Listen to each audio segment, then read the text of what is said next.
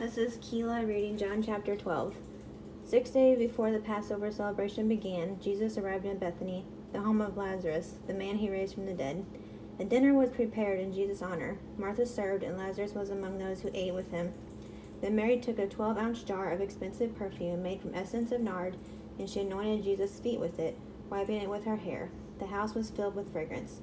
But Judas Iscariot, the disciple who would soon betray him, said that the perfume was worth a year's wages. It should have been sold and the money given to the poor.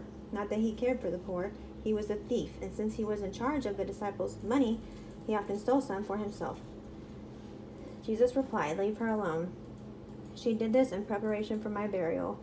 You will always have the poor among you, but you will not always have me."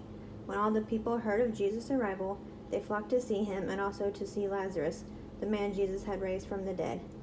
Then the leading priests decided to kill Lazarus too, for it was because of him that many people had deserted them and believed in Jesus. The next day, the news that Jesus was on the way to Jerusalem swept through the city.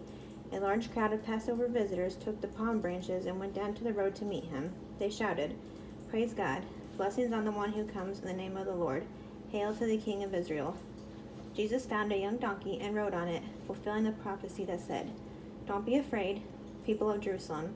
Look, your king is coming, riding on a donkey's colt."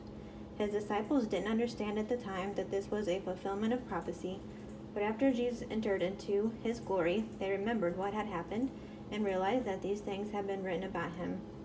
Many in the crowd had seen Jesus call Lazarus from the tomb, raising him from the dead, and they were telling others about it. That was the reason so many went out to meet him, because they had heard about his miracles and signs.